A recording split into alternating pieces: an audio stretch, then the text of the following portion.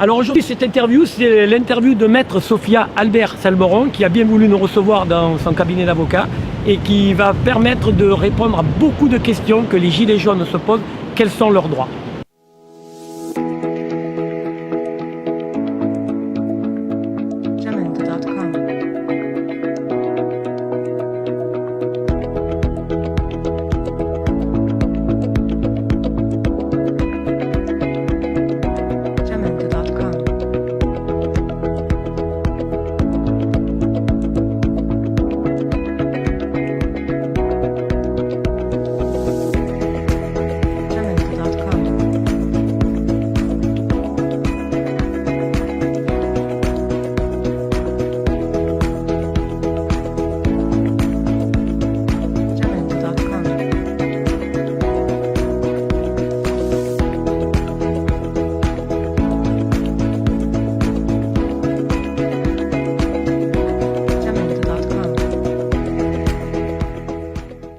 Alors nous sommes aujourd'hui dans le cabinet d'avocat de maître Sophia Albert Salmeron. Vous avez, maître, le mouvement des Gilets jaunes a démarré le 17 novembre.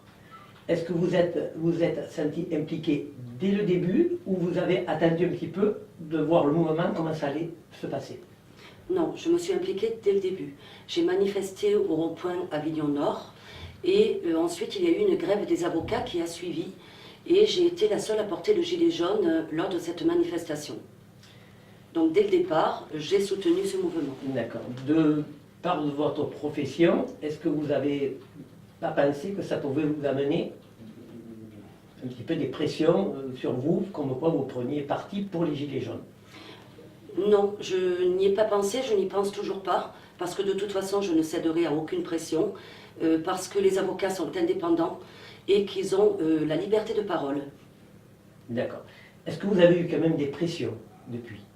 Je n'ai pas eu des pressions, j'ai eu certains messages un peu vulgaires, des photographies vulgaires également, mais je n'y porte aucune attention parce qu'ils sont vraiment très minimes. C'est à peu près 2-3 sur au moins 4000, 5000 personnes qui, eux, m'ont adressé leur soutien et leurs félicitations pour avoir soutenu le mouvement. L'autre jour, vous êtes intervenu, la première fois que vous êtes intervenu sur le rond-point d'Avignon Nord. Oui. Donc, est-ce que vous pouvez m'expliquer comment vous avez su qu'ils allaient être délogés? Oui. Ouais. Alors moi, je suis abonnée à plusieurs mouvements Gilets jaunes sur Facebook. Je suis également administratrice de Gilets jaunes of the World, qui regroupe tous les pays. J'en suis l'administratrice et également je fais un service juridique avec des sujets juridiques sur les gilets jaunes et les difficultés qu'ils peuvent rencontrer sur le terrain. Et ce jour-là, ça a été vraiment une opportunité pour moi de pouvoir montrer ma colère. J'étais simplement à mon domicile, c'était mon premier jour de congé d'ailleurs. Pendant les fêtes et lorsque j'ai vu cette vidéo en direct d'Abdel Zahiri, si je veux pas écorcher son nom, mais je crois que c'est bien ça, et bien j'étais pas loin et je me suis dit c'est pas possible, on ne peut pas déloger des gens comme ça, des gilets jaunes, sans aucune autorisation ni préfectorale ni de la part de monsieur le procureur. On ne peut pas laisser faire ça. À un moment donné, quand on demande aux gilets jaunes de respecter la loi, eh bien, il faut déjà que l'exécutif la respecte. Et donc, je suis intervenue de manière spontanée, et je ne le regrette pas aujourd'hui, et je suis intervenue dans d'autres ronds-points depuis. Alors, pour aider d'autres gilets jaunes qui seraient dans des ronds-points et sur des endroits qui seraient privés, bien entendu, quels sont les conseils que vous pouvez leur donner si la gendarmerie, la police ou les CRS venaient à venir? Quels sont leurs droits pour pouvoir les défendre? Qu'est-ce qu'ils doivent demander pour pas qu'on les déloge comme ça de façon qui est complètement, je veux dire, ils forcent, ils n'ont des fois aucun justificatif. Alors qu'est-ce qu'il faut qu'ils leur demandent pour qu'ils puissent défendre leurs droits? Alors ça, ce sont des sujets qui sont très récurrents. J'ai encore eu un appel ce matin des Gilets jaunes Orange, pour lesquels je suis également intervenue semaine dernière. Je leur ai expliqué que s'ils souhaitaient avoir un terrain privé sur lequel on ne puisse les déloger sauf trouble à l'ordre public, il fallait qu'ils demandent l'autorisation du propriétaire, voire même, pourquoi pas, louer une parcelle de ce terrain. Du coup, sauf ordre public qui serait bafoué, d'après le préfet, hein, ou plainte du propriétaire du terrain lorsqu'il n'y a pas d'autorisation, on ne peut pas déloger comme ça des gilets jaunes. Ça passe par un arrêté préfectoral qui leur est notifié, et lorsqu'on leur notifie, eh bien, eux, ils ont la possibilité de former un recours devant le tribunal administratif, et ce recours est suspensif. Ça veut dire que tant que ce recours est suspensif et que le tribunal administratif ne s'est pas prononcé, on ne peut pas les expulser. Or, j'ai constaté que c'était la Drôme-Ardèche, il y a eu un recours contre cette lettre du préfet. D'ailleurs, les délais de recours avec l'adresse du tribunal administratif de Lyon étaient bien indiqués sur cette lettre. Le recours a été formé sur mes conseils par les Gilets jaunes. Eh bien, la loi, encore une fois, a été complètement bafouée, puisqu'on est allé les déloger, alors qu'ils ont rapporté la preuve qu'ils avaient saisi le tribunal administratif. Alors, on va venir aussi sur certains cas de Gilets jaunes qui se promènent dans Avignon, ou qui peuvent se promener dans n'importe quelle ville de France. Oui. Le fait qu'ils se promènent sans manifester, sans être en groupe, automatiquement on leur demande un justificatif d'identité et ils ont une fouille, ils sont fouillés systématiquement. Est-ce qu'ils outrepassent leurs droits ou c'est normal? Parce que le fait de porter uniquement un gilet jaune, ne serait-ce que dans certains magasins à l'heure d'aujourd'hui, ça peut être quelqu'un, je veux dire, qui, par exemple, des personnes de la DDE peuvent avoir un gilet jaune aussi, on vous interdit de rentrer dans ces magasins-là. Alors, le gilet jaune, ça a été d'abord une obligation. Aujourd'hui, ça devient une interdiction, c'est à ne rien comprendre.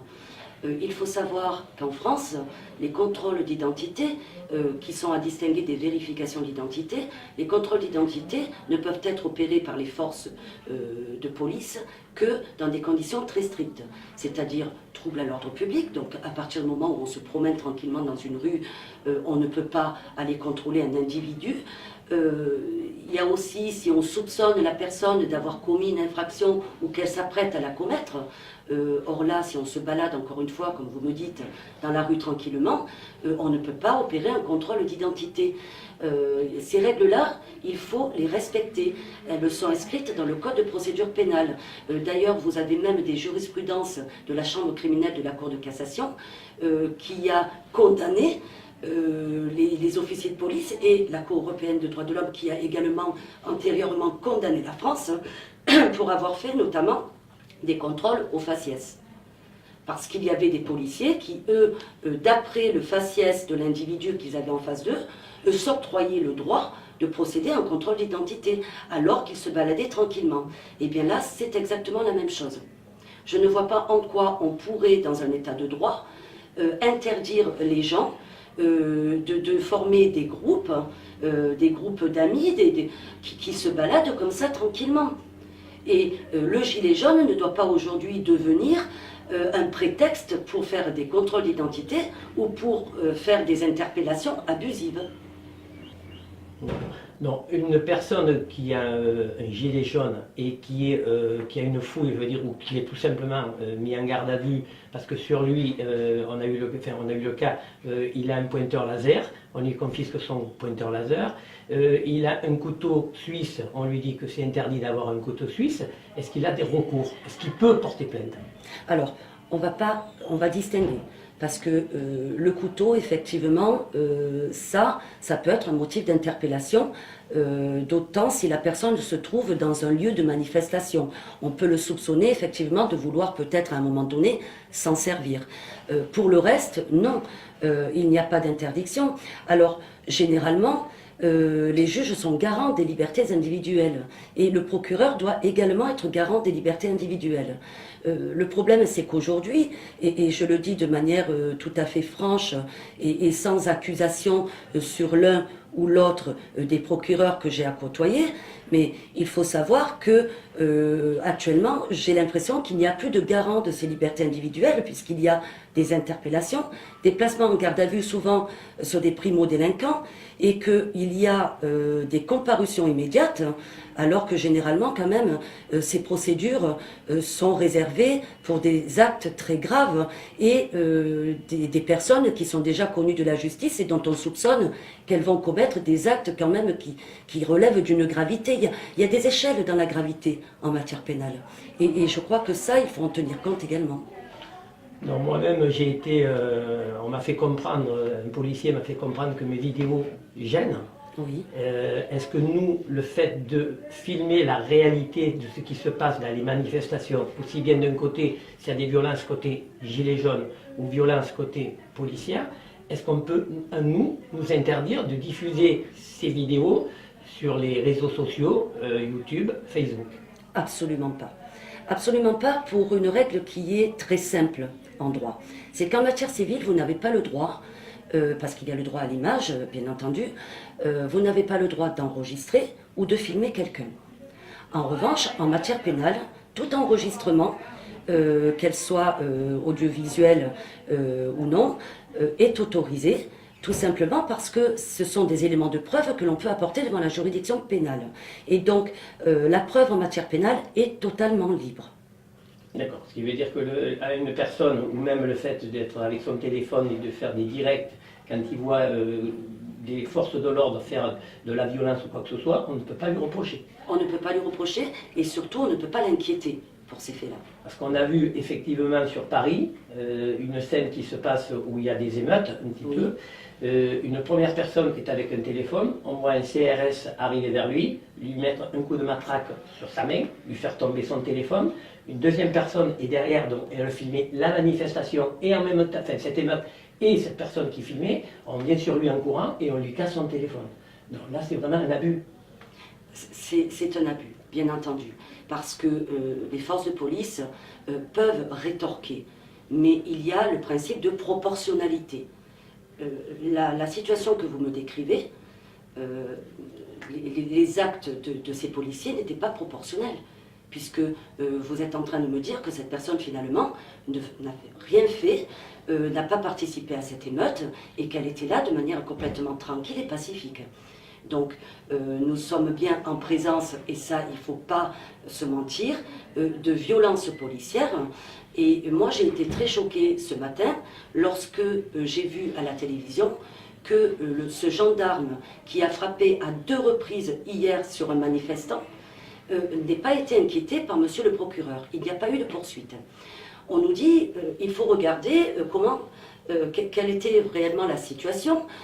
Est-ce qu'il n'y a pas eu ce principe de proportionnalité? Est-ce que finalement ce gendarme n'a pas été, compte tenu de la situation, contraint d'exercer ses violences? Mais il faut les regarder, ces images, monsieur. Ces images, cette personne elle est seule contre un mur, ils sont plusieurs. Qu'est-ce qu'on fait quand on est face à quelqu'un, quand bien même se rebelle? Eh bien, on fait ce que l'on fait habituellement tout le reste de l'année sans le mouvement des Gilets jaunes.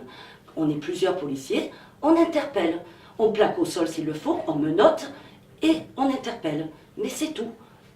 Il n'y a aucune justification à ce qu'aujourd'hui des policiers ou des gendarmes, à plusieurs, regardent une scène où un de leurs chefs frappe un jeune contre un mur sans défense. Alors, j'ai entendu qu'il aurait eu peut-être quelque chose, une arme par destination dans la main. Bon, moi je ne l'ai pas vu, mais quand bien même, lorsqu'on est 6 ou 7 autour, eh bien, on l'attrape, on le plaque, on lui passe les menottes, on l'interpelle et on le place en garde à vue. Mais on ne le frappe pas. Vous avez dû voir sans doute cette photo, enfin, ou tout au moins cette vidéo, où il y a toute une classe pratiquement pleine d'élèves se retrouve à genoux devant un mur et ils sont restés pendant 1 heure. Oui. Moi, des scènes comme ça, ça me rappelle la dernière guerre mondiale. Oui, moi aussi. Voilà, c'est, on va Moi dire, aussi. les nazis. Tout à fait. Et ces personnes-là, après, étaient exécutées. Bon, là, heureusement, ça n'a pas été le cas. Oui. Mais est-ce que vous ne trouvez pas que ça, c'est inadmissible? Cette photo a d'ailleurs fait le tour du monde. C'est choquant et inadmissible. On ne peut pas, depuis quelques années, critiquer le régime naziste avec tout ce qui a été fait. Je ne parle pas des cas les plus graves, des choses les plus graves, hein, mais déjà, effectivement, des personnes à genoux et reproduire aujourd'hui la même chose, que l'exécutif laisse reproduire la même chose, les mêmes images. Ouais. Mais surtout pour des enfants qui peuvent être traumatisés par la suite. Tout à fait. Tout à fait. C'est un traumatisme pour eux. J'espère bien que toutes ces personnes-là iront porter plainte et ne laisseront pas les personnes impunies, qu'elles soient des forces de police ou non. Je ne vois pas pourquoi il y aurait un régime favorable pour les forces de police aujourd'hui.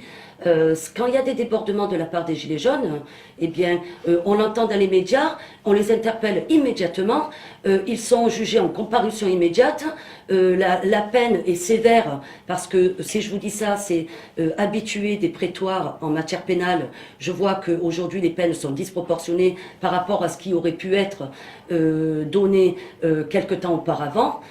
Donc c'est inadmissible qu'on laisse passer lorsque ce sont les forces de l'ordre. Je dirais même qu'à fortiori, c'est parce que ce sont les forces de l'ordre qu'on doit être encore plus sévère. Très bien, maître. Donc, vous êtes Gilet jaune, oui. Étoile jaune. Oui, exactement. Oui. Voilà. On voudrait dire qu'on assimile à l'heure actuelle les gilets jaunes à ce qu'étaient les juifs pratiquement lors de la dernière guerre mondiale. On leur bafoue tous leurs droits. Oui. Et c'est pour ça qu'il faut aujourd'hui des médias comme vous qui fassent relayer au plus grand nombre ce qui se passe réellement, parce que moi j'en ai un peu assez de regarder la télé et de ne voir uniquement que des violences qui auraient été faites par les Gilets jaunes. On sait qu'on en a des tas de vidéos où les forces de police commettent des violences sur les Gilets jaunes pacifistes. C'est là pourquoi elles ne sont pas relayées d'images. Ça, je ne le comprends pas. Et moi, j'invite les Gilets jaunes à ne pas se laisser faire. J'estime que dans la vie, si on n'est pas un tout petit peu révolutionnaire, si on n'a pas un tout petit peu l'esprit rebelle, eh bien on est mort. On est mort, on ne vit plus. Voilà. D'ailleurs, hier, le rassemblement des Gilets jaunes, enfin, la manifestation des femmes, le point de ralliement était les allées de Loul sur Avignon. Oui. Une radio qu'on ne va pas dire, enfin, une chaîne de télévision que l'on ne va pas énoncer. Mais je vois quand même un tout petit peu laquelle, monsieur. Qui je veux dire. C'est vu refuser l'accès. Les femmes sont allées dessus en disant non, vous partez, on ne vous veut pas. Parce que il y a énormément de problèmes avec vous. Vous venez, vous filmez, vous diffusez que les séquences qui vous arrangent, hormis les directs où là ils ne peuvent pas tricher. Oui. Est-ce qu'ils ont tout à fait le droit de refuser qu'ils filment leur manifestation? Alors, on ne peut pas dire tout et son contraire. Je ne peux pas vous dire qu'on a le droit de filmer, de diffuser, et vous dire qu'ils n'auraient pas le droit eux-mêmes de le faire. Oui, ils ont le droit, bien entendu, c'est la liberté de la presse, c'est la loi du 29 juillet 1881 qui les autorise, bien entendu, à filmer tout événement qu'ils le souhaitent. En revanche, protester contre les seules images qui les intéressent et qui diffusent sur leur chaîne, ça, c'est également un droit pour les Gilets jaunes. Alors, on va vous poser une dernière question, parce qu'on sait que votre temps est précieux. Comment vous pouvez expliquer que sur la plupart des manifestations de partout en France, il y ait une différence énorme entre la réalité que nous, on voit sur le terrain, je vais vous donner deux exemples par exemple, et ce que le ministère de l'Intérieur diffuse, par exemple, sur le nombre de manifestants. On a eu samedi toute une journée de manifestation qui était sur Avignon, sur les Angles, pardon, et ensuite c'est devenu sur Avignon, justement pour Abdel. Sur les Angles, quand on voit un journal qui titre dans le Midi, donc je ne prononcerai pas le nom, mais beaucoup de personnes le savent, disent qu'il y avait à peine une centaine de manifestants. Alors que nous, nos vidéos prouvent qu'il y a à peu près 400 personnes, minimum. ils ne savent pas compter ou alors ils n'ont pas la même notion de calcul que nous? Je crois que c'est une volonté, ils font ça sciemment. Et moi, finalement, ça me fait plaisir. Je vais vous dire pourquoi. Parce que lorsque l'exécutif donne des ordres en disant, voilà, il ne faut pas donner la réelle ampleur et le réel nombre des manifestants, c'est que quelque part, ils sont inquiétés. Et s'ils sont inquiétés, c'est que c'est tant mieux. Ça veut dire que le mouvement, il est bien vivant et que ça marche et que ce mouvement fait peur. Ce mouvement inquiète. Parce que vous savez, les choses qui n'inquiètent pas, eh bien, on dit la vérité, on dit il y avait tant de manifestants. Mais lorsque on minimise le nombre, c'est que finalement on a peur de quelque chose. Et je crois d'ailleurs que l'exécutif, quelque part, a raison d'avoir peur. A raison d'avoir peur parce que les Gilets jaunes ont encore beaucoup de soutien aujourd'hui. Parce que ce qui me choque le plus dans ce mouvement, c'est toujours ce silence ou ce mépris. Et d'ailleurs, parfois, les deux vont ensemble. C'est un silence méprisant de la part de notre président de la République. Comment un président de la République, qui doit normalement travailler pour le peuple, peut être comme ça contre son peuple et le mépriser autant? Que ce soit par ses tweets, que ce soit par ses lettres, moi j'estime que parfois c'est même de la provocation. Et j'ai du mal à comprendre qu'on puisse provoquer le peuple de la sorte lorsqu'on est président de la République. Mais écoutez, maître, je vous remercie d'avoir répondu à toutes les questions. Ce que je peux dire, c'est que moi, par rapport à la manifestation que j'ai vue hier des femmes, vous occupez une place et vous devriez toutes occuper une place beaucoup plus importante dans la vie, avoir déjà un salaire égal par rapport aux hommes. Je peux vous dire que moi, j'ai été sidéré par ce qu'elles ont dans le cœur. Parce qu'on sent que les fins de mois sont difficiles, mais les hommes, souvent, ils amènent l'argent à la maison, mais le portefeuille, c'est tenu par la femme. Et moi, je tenais à dire que, déjà, de votre interview que vous nous avez fait aujourd'hui, et moi, en tant qu'homme, je peux vous dire merci, bravo, et voilà. Je remercie également toutes ces femmes, je les aime toutes.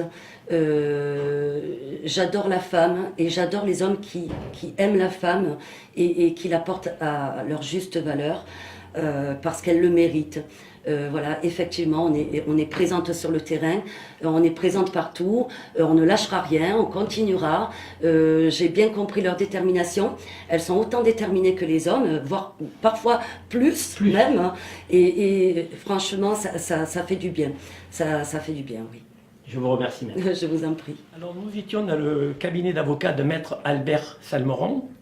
Je voulais tout simplement dire aux personnes qui me critiquent sur Internet, et justement, cette personne particulièrement qui se reconnaîtra, puisqu'apparemment elle suit mes vidéos, en disant à tout le monde, il n'est pas journaliste, il se fait passer de partout pour un journaliste, c'est absolument pas le cas. Je n'ai jamais été journaliste. J'essaye tout simplement de faire passer la véritable information. C'est tout. Donc, je n'irai pas plus loin là-dessus. Si vous me critiquez, critiquez-moi, mais sachez que derrière un ordinateur, c'est très facile d'avoir la langue bien pendue, de critiquer. Nous, on est de partout sur les manifestations. On est au danger. D'ailleurs, hier, on a été gazé de façon complètement où on avait absolument, il n'y avait pas de danger, il n'y avait rien du tout. Voilà. Donc, je le répète, je ne suis pas journaliste. Je me bats uniquement pour les gilets jaunes. Sur les manifestations, je ne porte pas le gilet jaune, mais hors des manifestations, je l'ai. J'ai le cœur gilet jaune.